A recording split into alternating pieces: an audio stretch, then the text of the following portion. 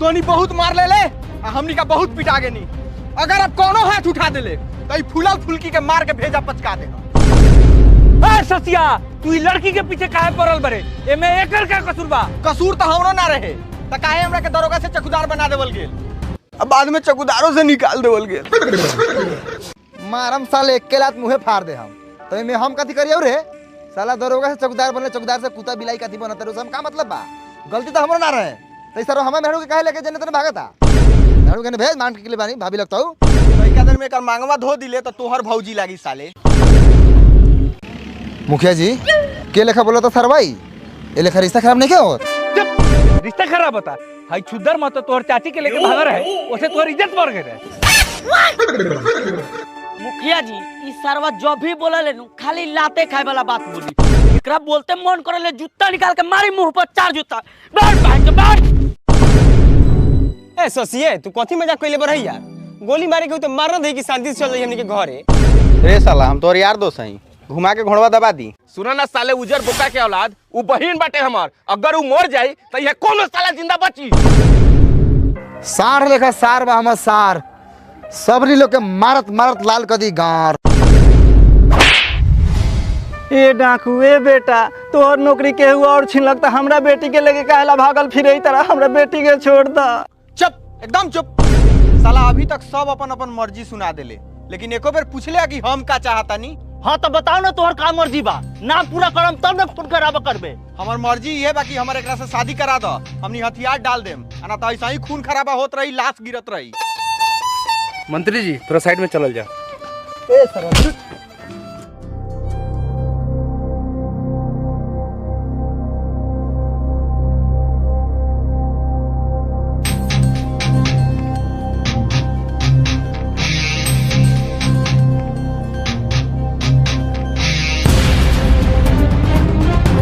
रउआ टेंशन ना ली, हम बानी ना। ए ससिया दो अब शादी तोरे से होई मांग धोआ के। हई साले के उठा के जेल में डाल। सबसे बड़ा लकुरा ये बा, एकरे वजह से सब होता। अरे बाप रे बाप, ये तो गद्दारी होता। ई साला कौन पलटाई पलट ले रे बहन चोदवा सा? हमरा मेहरू के दोस्त से ब्याह करे बे। चल साला तोरा के कस्टडी में खर्चा पानी देता नी। चल चल साला। ओ भाई मजा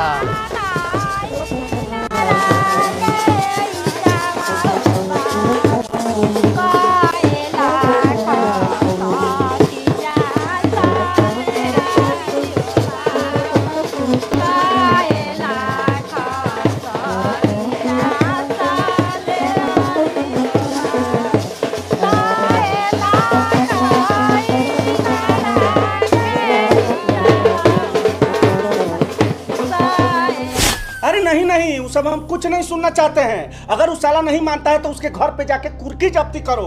उसके घर का केवाड़ी चौकट पाला जितना चीज है, खटिया कुर्सी सब उठा के गाड़ी पर ला दो।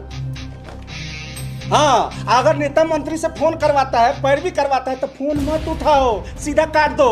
हाँ, फिर भी नहीं मानता है तो चौराहा पर खड़ा करके दोनों टांग का बीच से निशाना लगा के गांव में गोली मारो। ओ सर, साला जब से आया है तब से बकरी के बच्चा लेकर नी कर रहा है। ये ना पावर का गलत इस्तेमाल कर रहे हैं। हम कथी जुर्म किए हैं कि अंदर बंद कर दिए हैं बताइए? साला जुर्म तो ससिया किया है, गोली बंदूक चला के। रे सरवा मुंह बंद रखना, ना तो हम की अंदर आके नहीं हूं तो मारत अधमुआ कर देबो। ए पहले तोरा देह में जान रहना हो कि मरबे। हई एक एक वहां से तोनी दोनों आदमी को मसल दे। ए इस सरवा के हाथ पकड़ के हाथ ए सरवा बड़ा बढ़िया बहो हो। ए तई मार भात के ताकत है। तोनिया लेखा लेडी समोसा खा के बाव सिर के शिकार थोड़ी बेल बाने की गाड़ में खून बहे लागी। ए तोनी के एकरा से मुंहे मत लगा। तइका देर में सरवा काल कोठरी में डाल दे हम, मच्छर हबक के गाड़ फुला दी। एकरी बहन करा हमारा साथे जुलुम होता। सर छुदर मत आया है अपना बाल बच्चा सब के लेके भेजो। जाइए। प्रणाम सर। प्रणाम प्रणाम। कायला आया है? सर मनी मेरा चीज कायला पकड़े हैं, छोड़ना दीजिए। बेचारा का पहले ही से दिल टूटल है। दिल टूटल है तो अब बिल फाड़ देंगे। सर उसको छोड़ दीजिए, वो बेगुनाह है, उसके बदले हमको जेल में बंद कर दीजिए। ए तू जेल में लगेगा, जेल अनहार है, तू तो जेल में भूला जाएगा। इतना ना करिया है रे बुढ़ियो दिकारा।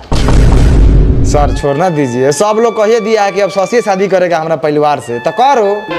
परिवार हाँ पहलवारे ने हुआ मांग टिकले थे। ए बुलाइए जे कि मांग टिकले रहस करे दई शादी ससिया के। ये तो हम कहाँ कुछ बोलत नहीं, हम तो कहिए देनी हम खाली भोज खा जाए, तो ये बिना मतलब के बन करके पावर तक आवता। सर एकरा के छोड़ दी। हम ई बात के गारंटी लेता नहीं कि अगर बारात में कोनो दिक्कत होई तो रउआ हमने के गाड़ ले। ठीक बा। ए मनी में रात के जाए दे, छोड़ दे एकरा के।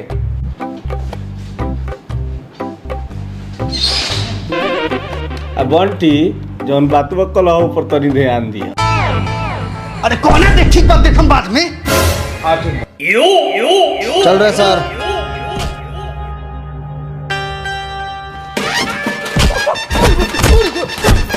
ए लौटे दे चल। पोटिया पाड़ी जी काला मार रहे हैं उसको? अभी आप जिंदे हैं? आपको क्या लगता है हम मर गए हैं? हम पत्थर में दबाए थे, ये मेरा ड्रेस खोल के पहन के भाग गया। हम मने मने कह रहे थे हम जिंदा है, लेकिन नहीं तकदार नहीं कि हम पे। ये तो बड़ा हरामी का साला ही। ड्रेस खोल के दो उसको। आ जाओ, देखना बारात में कोई हल्ला हुड़दंग नहीं होना चाहिए। चलो निकलो जाओ। सर हम पे विश्वास कीजिए, कोई बारात में गुंडागर्दी नहीं होगा, हम है ना। चलो है ना कर जाओ, चावल बोल चला ना, देखा ना। हाय देख अभी ले बुनिया छराई हाय देख लोग पास में बैठ गेल पूरा छाने जल्दी है सलाद कटा गेल बउआ।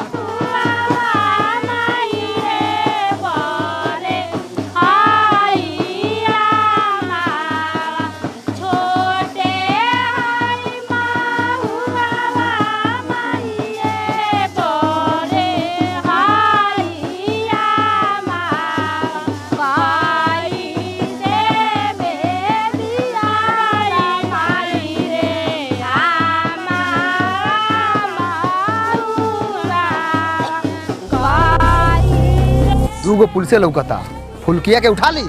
अभी ना ऐसा नियम होखे द बियाह त रात के न होई। रे सारावा अभी उठेबे तो कहीं धरा जेबे, दिन नहीं के बुझात करे बहन चोद। बाबूजी बहन चोदरा के जा बहन चोद माधर चोद। ए मनी महाराज ई सर्वस के कोनो काम बका ना कोनो काम नहीं खे। एकनी के बेटी बहन से कहबे हमारी हिसाब किताब खत्म हो गेल, मारला से बेलगाव साला सके। साले साहेब हमार बहिना से हिसाब किताब खत्म हो गेल, आ तोरा बहिना से हमार हिसाब किताब तो चलते बा। कथी का हिसाब किताब? कोनो हमारू अपन बहन बा, चचेरी है। चचेरी हो के चाहे पचेरी, आखिर लागम तोहर जीजे नु। जीजा रे तू हमार जूजी बारे जूजी, तोरे कलर के तो है हमार उस्तादवा बा। आओ ना मुंह में सटा दिलो, कलर मिला ली है, मुंह में खप जताऊ। जा हो बहन चोदहू के बेटा, सीना में लागल बा गोली, अब बोला तारा बढ़ चढ़ के बोली।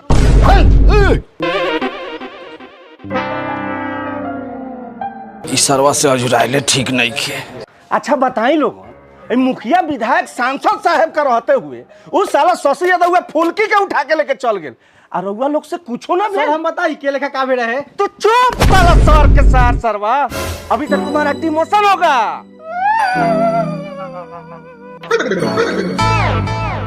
एसपी साहब ड्रामा बंद करिए, समझे? डिमोशन प्रमोशन बाद में करिएगा। मंत्री जी लड़की यानी फुलकी के बाप भाई गाड़ी के पीछे कब से आके बैठल बा, कम से कम उ लोग के बोला के दुख दर्द बाटू। ऐसे बोला तरे कि दुख दर्द ना, दहार के चिवड़ा मीठा हो की बात। तू काहे ले झाट मोड़ के खिटारियों के बीच में बोलले बारे? ए ससुर सार केने बारा है ना, बाहर निकला। मुंह में लार धास देन साले सार कहलत, तोर ससुर लागे सार रे सारवा। ए महाराज काहे लार झटाने बोलता नहीं, रउआ ससुर लगाम त राउर बेटवा सारो न लागी। यही से कहनी ससुर सार त मत किसे आगल वाला आराम जा समझ। हमरा कोनो की बंदे फुलकी चाहे गरम चाहे ठंडा।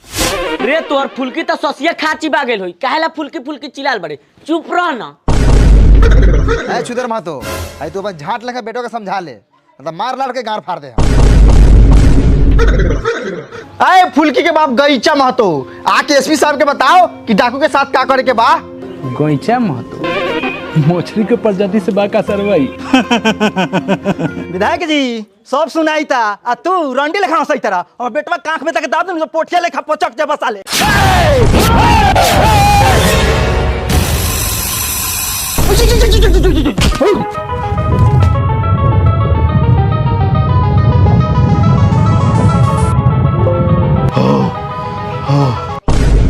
एसपी साहब हमरा कानून और सरकार पर से भरोसा उठ गल बा, फोड़ल समाज में हमारा बेटी फुल्की के उठा के ले गए। अगर हमार बेटी फुल्की ना मिली तो हमने पूरा परिवार आत्महत्या कर ले।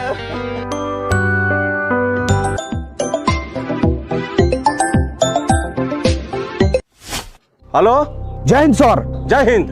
डाकू शशि यादव है, काली पहाड़ी के पीछे छुपल बा। अच्छा, और जल्दी आओ, पकड़ा जाए तुरंत। ठीक है, हम लोग तुरंत पहुंच रहे हैं वहाँ। उस साला शशि पुलिस के हाथ से ना हमारा हाथ से मरी। मोटरसाइकिल ले आओ। नेता मुखिया विधायक जाओ चाहे ना जाओ, प्रशासन तो अपन काम करी है, डाकू से लड़ी है। पोटिया पाड़े जी, आज से आपका प्रमोशन होता है, आप बनिएगा दरोगा, और इसका डिमोशन होता है, ही बनेगा चौकीदार, क्योंकि इस साला से संभराने वाला नहीं है। हट, वर्दी उतार के दो।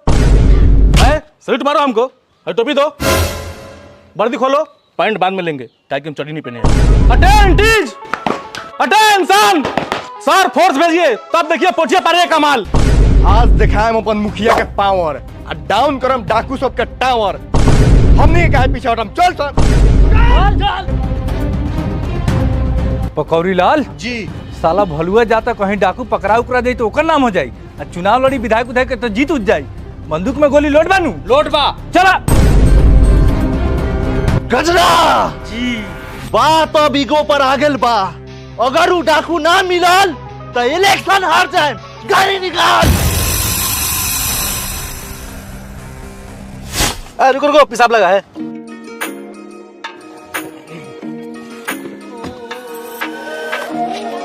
और विवेक जी, दरोगा से चौकीदार बने हैं, मजा आ रहा है? अरे हम हमेशा मजे में रहते हैं। अच्छा विवेक जी, इतना कम दिन हुआ आपको दरोगा बनते हुए, ये नया गाड़ी कहाँ से घुस रही? डाकू को पकड़ना है।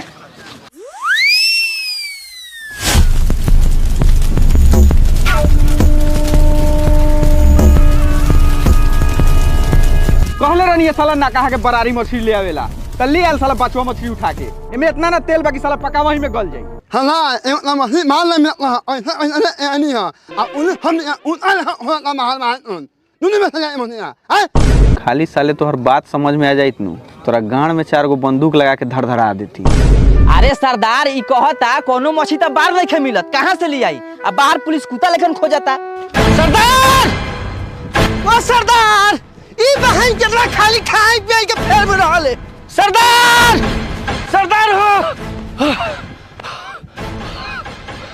लाल पर मछली पकाओ तनी, जो फुल्की ना चलता यार नहीं खवत। ना ना जी, जान जोखिम में डाल के ही मछली मंगैले बनी, काहे कि आज हमार मूड बनल बा। आज हम ताड़ी पिए, मछली खाए में नाची। आ जो जाके कह दिया कि सरदार बोलैलन ह, आम की ना मानी तो गोली मार के पहाड़ पर से फेंक दिए।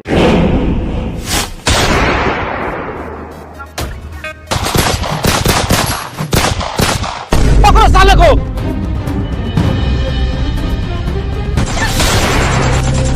छोड़ दोगे हमारे हाथ, छोड़। चल चुपचाप। अब हाथ कहाँ छोड़बू? तोहर जवानी जेसीबी से हम ही कोड़बू। अरे ससुर सार, काहे डरे नुकायल बनी? उ सारा ससिया दवा फुल्की के लेके भागा था। आई पत्थर लू, अब मारू सका डाकू सके। ए मंत्री जी, रघु यहाँ झाट उखाड़ता नहीं, जाऊँ लड़ू ना। पुलिस अकेले कितना लड़ो? हे मंत्री, हम आलू छिल के थोड़ी बनल बानी कि जाई डाकू से लड़िया मर जाई। तोहर प्यार हो, तू मान टिकले बारे, तू जाके बचो। साला एको गो लाश गिरी तो उन्हें सरसरात होत रही।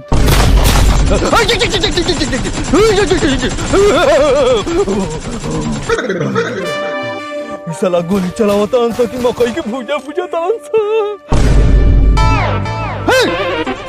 अरे विधायक जी रहुआ यहाँ। अरे पंडित जी तो यहाँ ना रही थे, कहाँ रही? उस सर गोली चिन के थोड़ी बता के मंत्री बनी कि विधायक बनी। हाँ, सही कहते नहीं, सटा ली हम लोग।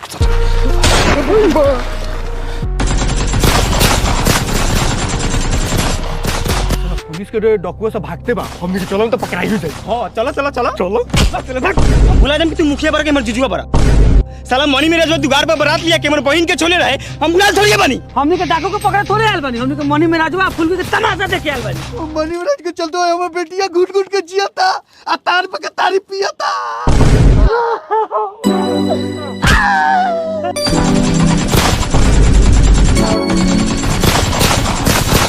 ये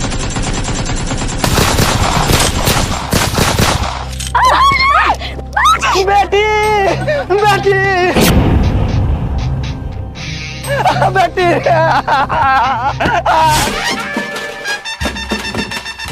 हम लाड़वा बंदूक लेके पीछे पीछे दौड़ल पड़ा मारो ना गोली सामने बा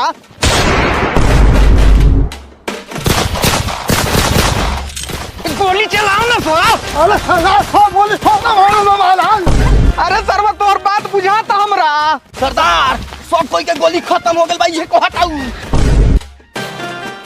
ओए आटू झाटू नाटू सारा ससिया अब ये तोरा बस वक्त हऊ वक्त हथियार नीचे कर दे हाथ ऊपर न तो भूजा लेकिन भूजा जाइबे।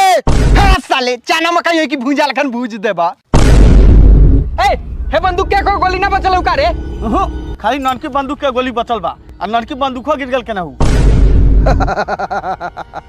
मुखिया जी विधायक जी मंत्री जी इस सर्व के गोली खत्म हो गेल बा हमनी सब को ना एगो हाथ मारनु तो मर जाई। आक्रमण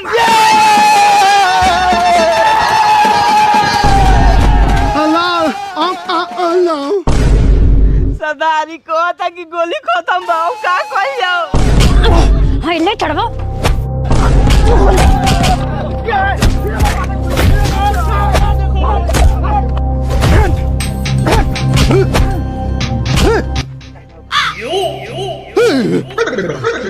खिसिया गेल कद